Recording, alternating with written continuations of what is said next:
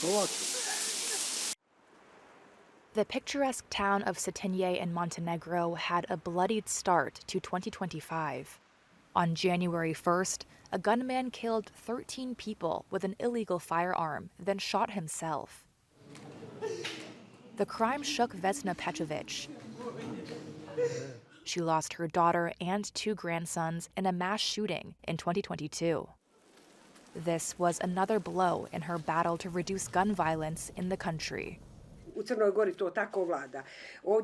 Acquiring a firearm here is akin to buying bread in a shop. The incidents highlight the challenges of eradicating violence in a region where the culture of weapons runs deep. Petrovic has lobbied politicians to bring in stricter gun controls in the small Balkan nation. And after this year's shooting, Montenegro's Prime Minister Miloš Spajić announced just that. But past measures across the region have had limited impact.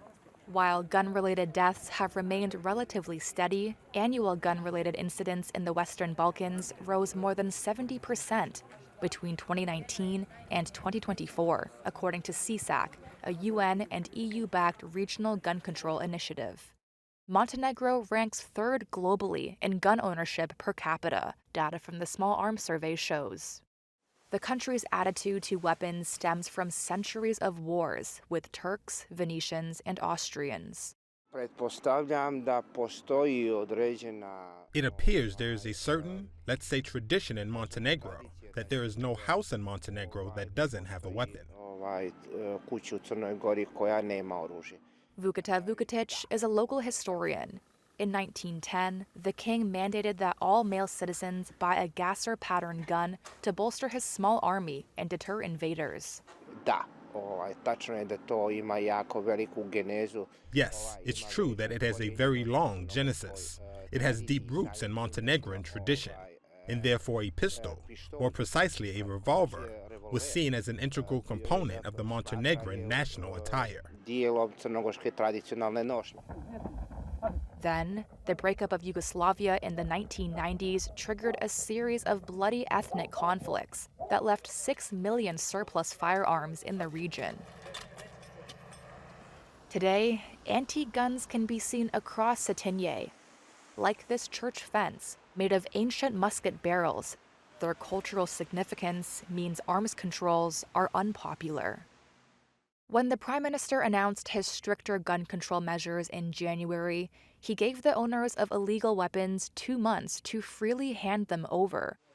3 weeks later, 1,535 weapons had been surrendered. Experts laud the effort, but it's thought up to 100,000 illegal weapons are still circulating in Montenegro, says a source at the Independent Police Union. The country already has a years-old gun amnesty program, but it has done little to stop access to the illegal market. And psychologist Radoje Serovic is skeptical of more recent attempts to control the problem. The declaration of stringent measures will likely only lead to an even greater concealment of hidden weapons and a greater push of a large amount of these weapons into illegality. Some implemented changes may help. In November, Western Balkans countries agreed to harmonize gun laws with the EU and clamp down on illicit weapons. But 3 experts told Reuters that even when governments pass stricter laws, many cash-strapped countries don't have the resources or sometimes the will to enforce the legislation. And in part, they say that's because the weapons trade is run by powerful criminal gangs. As for Petrovic, her campaigning helped introduce Marko and Masin's law after her dead grandsons. It never passed, but last month, a draft of tougher legislation was proposed. Her fight continues.